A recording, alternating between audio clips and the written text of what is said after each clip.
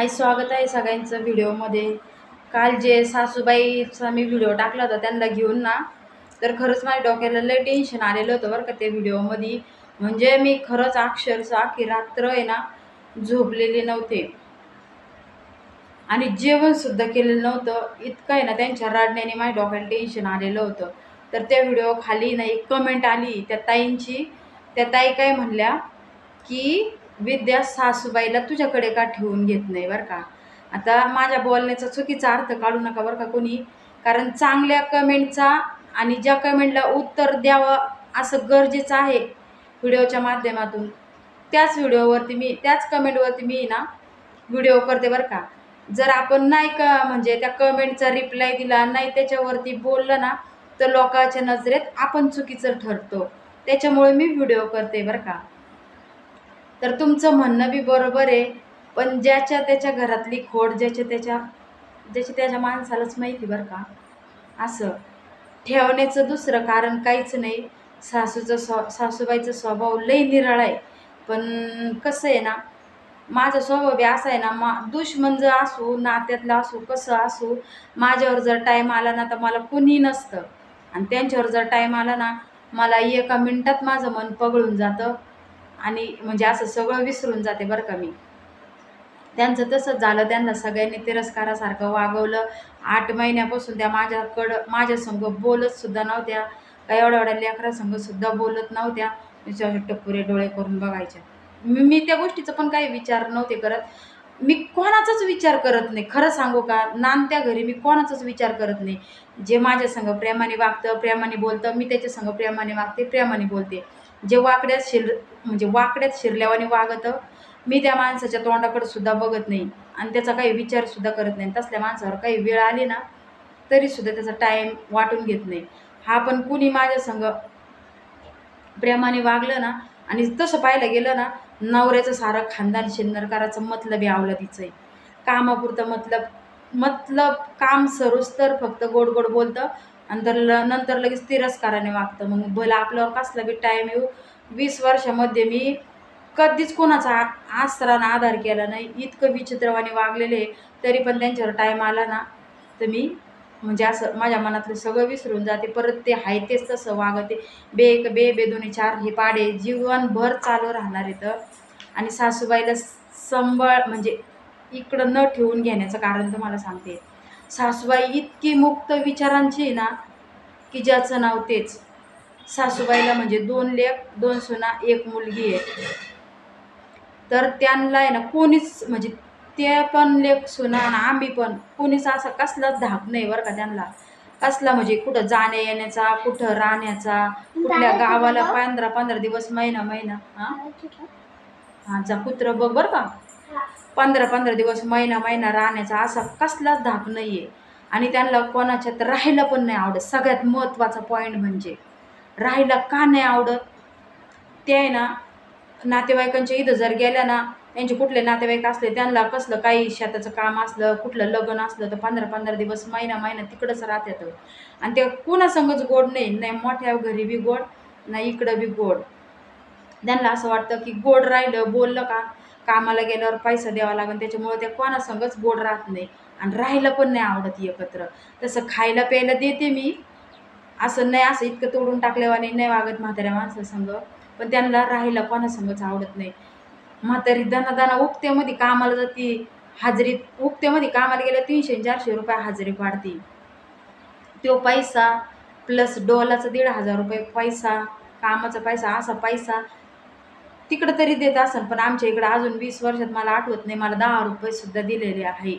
एक आठवण आहे फक्त 10 रुपयाची. 10 रुपये 8 दिवसांनी माझ्याकडून उसने मागून घेतलेली. त्याच्यामुळं आणि सगळा पैसा म्हातारीला लेकीकडे द्यायला आवडतं. त्याच्यामुळं म्हातारीला कोणातच राहायला आवडत नाही बरं का. खरं कारण सांगते मी. खरं बोललं का सगळ्याला माझा राग येतो. पण खरं बोललं तरच समोरच्याला पटतं. नाहीतर ज्याच्या त्याच्या घरातली फक्त माणसाची खोड ज्याची त्यालाच माहिती असते. आणि नाही खरं बोलावा तर ते झाकून राहतं. बोलावा तर माणसाला वाईट वाटतं. पण अशी कंडिशन आहे म्हातारीची. आणि तसं पाहायला गेलं ना, घरामध्ये आपण किती आजारी असू द्या, किती अंथरुणातून उठता सुद्धा येऊ द्या, उठता सुद्धा येऊन द्या. ज्याच्या टायमाला डिलिव्हरीच्या टायमाला फक्त पुरीला आंघोळ घालायच्या, काहीसुद्धा काम नव्हत्या करीत, अशी कंडिशन आहे. आणि गावामध्ये इतर समाजाच्या म्हातारीला इतक्या लिकी ना, या लिकीच्या या असल्या नात्यापायी म्हातारीला हे भांडण भवलंय बरं का. मी जे खाल सांगितलं ना व्हिडिओमध्ये, ते भांडण फक्त म्हातारीला आहे ना, लिकी माझी, ही माझी लेक, ती माझी लेक, ती माझी लेक, या लिकी ना, या लोभापायी म्हातारीच्यावर आहे ना हे भांडणाचा एवढा किस्सा आलेला आहे. खरं सांगायला गेलं तर ती घरच्यांना धरत नाही, घरच्यांच्यात राहायला आवडत नाही, घरच्यां म्हणजे घरी राहतच नाही, काम असू अगर नसू. संध्याकाळी 6ला म्हातारी येते तर रात्री 10-10, 10:30 वाजेपर्यंत याच्या इथं बसायचं, त्याच्या इथं बसायचं, त्याच्या इथं बसायचं, असं मुक्त विचाराने राहायला आवडतं. घरात राहिल्यावर माणूस जाऊन येऊन देणार नाही म्हणून त्या कोणालाच धरून राहत नाही बरं का. खरं हे कारण आहे.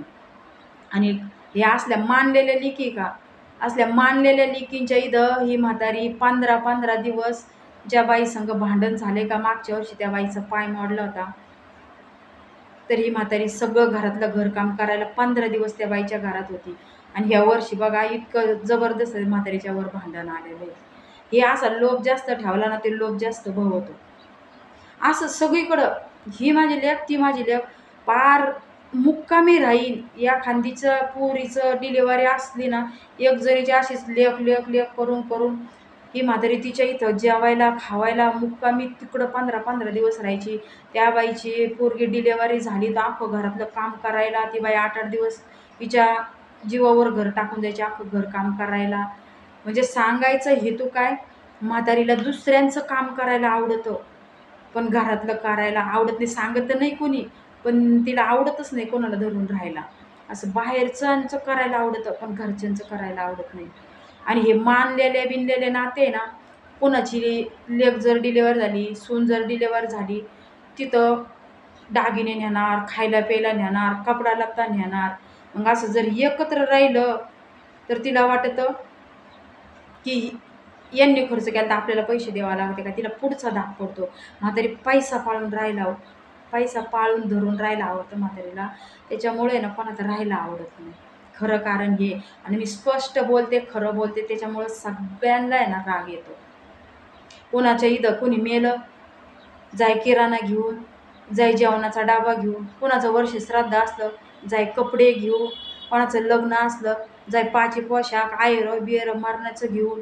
ह्या म्हातारीनी ना अक्षरशः सांगू नाही सांगायची वेळी ती माझे सासरे ॲक्सिडेंटमध्ये वारलेले होते. आता जाऊ द्या मरू द्या, माझ्या तोंडात खरं येतं बरं का, त्याच्यामुळे मी खरं बोलते. त्याच्यामुळे सगळ्याला माझा इतका तिरस्कार आणि इतका राग येतो ना, जाऊ येऊ मला कोणाचं त्याचं देणं घेणं नाही. पण या ताईंनी मला कमेंट केली आणि त्या कमेंटचं उत्तर देणं मला गरजेचं वाटलं. त्यांच्या कमेंट मला चांगल्याच येतात बरं का. काय नाव आहे त्यांचं त्या ताईचं मला आता ध्यानात नाही बरं का. सासरे वारले त्या पिरियडमध्ये ना भरपूर पैसे भेटलेले होते, असं गावातले लोक सांगते आणि नातेवाईक सांगतात बरं का. पण ह्यांनी ना घरदार, ना जागा घेतली कुठं, ना दारात नळ, ना घरात खायापुरते सुद्धा असे पुरेसे भांडे, ना नळ, काहीच सुधारणा नाही केली. त्या पैशाचं अक्षरशः मोठ्यापणामध्ये ह्यो माझा भाऊ, ती माझी लेक, ती माझी आमकं. मग त्यांचे काही लग्न कार्य निघले, मग काही निघलं तर मग त्यांच्या लग्नांनी याच्यानी मोठे आयरन बियरन घेणं. स्वतःची परिस्थिती, स्वतःचा संसार अजिबात सुधरून नाही घेतला. लग्न झालं तेव्हा अक्षरशः माझं आहे ना आमचं असं पडकं झडकं सपर होतं. वरलाकडच्या दोन्ही बिताडीत अशा रेललेल्या होत्या. खालचीकडची चांदई आणि वरतीकडची चांदई सापराच्या अख्खी रेललेल्या होत्या. पण यांच्या ज्याने घरदाराची प्रपंचाची कुठलीच प्रगती नाही झाली. कुठलीच म्हणजे कुठलीच प्रगती. फक्त लोकधार्जिनपणा, फक्त लोकांचे घरं भरायचे आणि लोकाला द्यायचं आणि घ्यायचं एवढंच येतं, दुसरं काहीच नाही. ना सुधारणा घरदाराची, ना स्वतःला दागिने, ना व्यवस्थित राहणीमान, काहीच नाही. आला पैसा फक्त लोकांच्या मड्यावर घालणे एवढंच. आणि आपल्याला ते सुरुवातीला तिला तसं वाटायचं बरं का. सुरुवातीला म्हणजे राहायचे ना इकडं आमच्या, सुरुवातीला तसं वाटायचं की याचं हे निघलं पिंट्या जाई हे आयर घेऊन, पिंट्या याचं ते निघलं जाय किराणा घेऊन. असं मी स्पष्ट सांगते, अजिबात माझ्या नवऱ्याचं असं चालून दिलं नाही. तसं जर चालून दिलं ना, आमची सुद्धा काही सुधारणा झाली नसती. मी तथास्तु तेवढ्यापुरतं तेवढा लोक.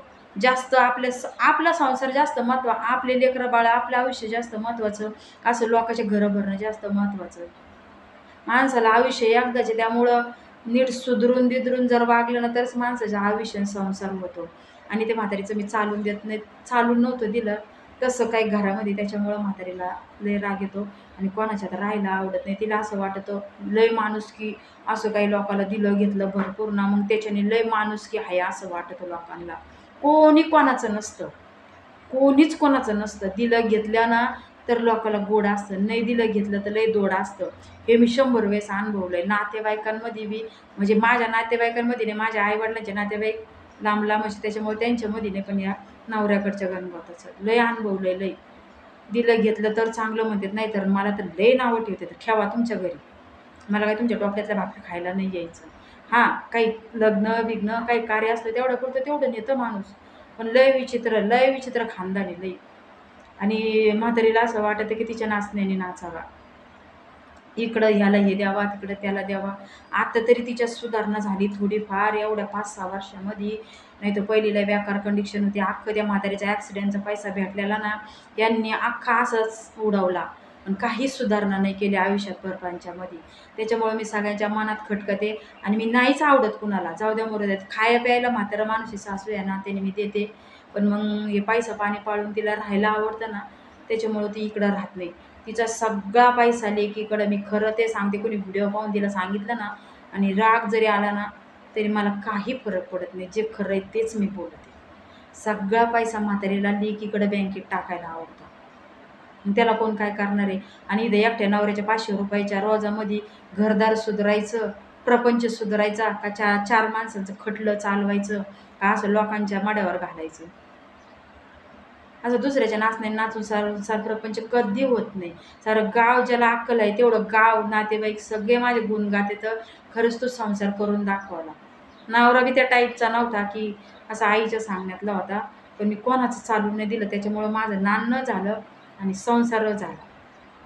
आणि एकच गोष्ट ताई आहे बरं का, तुम्हाला सांगते, म्हातारी इकडं काही राहणारच नाही.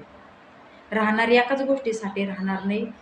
तिला असं मुक्त जीवन आवडतं. जिकडं म्हणेल तिकडं जायला, जिकडं म्हणेल तिकडं राहायला, असं मुक्त, असं बंधन फ्री जीवन जगायला आवडतं म्हातारीला. आणि कोणी बोलत पण नाही की तू इकडं कुठे गेली, तिकडं कुठे गेली. मग आता मी त्याच्याशीच समजून सांगितलं, तुम्ही लोकांचं एवढं करता, पण तुम्हाला कसं लोकांच्या वरून तुम्हाला कसा अनुभव आला म्हणलं. तेव्हा कुठं तिची टूप पेटली. म्हणे हां, मी 15 दिवस केलं होतं म्हणे, काय उपयोग नाही झाला म्हणे माझा करून. आणि म्हणलं तुम्हाला इथून मागच एवढं समजावून समजावून सांगत होते, तू बिंबीच्या देठापासून ओरडून तोवर ऐकत नव्हते म्हणलं. नाहीतर आला पैसा गेला, आला पैसा गेला, ह्यांना लोकांनाच करता धरताच पुरत नाही. आणि ते वागणं मला पटत नाही, अजिबात पटत नाही. तेवढ्यापुरतं तेवढं करणं पटतं.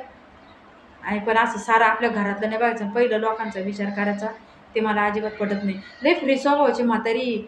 असं आहे ना, एखाद्याच्या लेक बाळतीन झाली तर महिना महिना या म्हातारीने ना अख्खं घरातलं काम केलेलं असं. आणि इथं मी एका हाताची असून माझ्या लेकराच्या टायमाला मी दवाखान्यातून आले तर अशी बाळातीन सुद्धा वाटत नव्हते. सगळं धडाधडा काम करत होते. आणि आता तेच दुखणं मला भाऊ राहिलं. वल्ल्या बाळंतपणामध्ये अख्खं घरातलं काम ना काम आवरीत होते थंडीच्या दिवसात. त्याच्यानेच आता माझं अख्खं शरीर ठणकत आहे.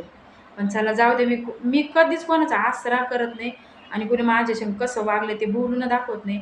पण चला आता बोलायची वेळ आल्यानंतर माणसाने मन मोकळं सुद्धा केलं पाहिजे ना, असं मला वाटतं. बरं चला, बाय सगळ्यांना. आणि ताई समजून घ्या बरं का, मला माझ्या बोलण्याचा चुकीचा अर्थ काढू नका तुम्ही. हेच कारण आहे म्हातारी इकडं न राहण्याचं. आणि तसं खायला प्यायला देते मी, फक्त राहत नाही. मुक्त जीवन, पैसा पाळून राहणे, तो कारण फक्त. बरं चला, बाय.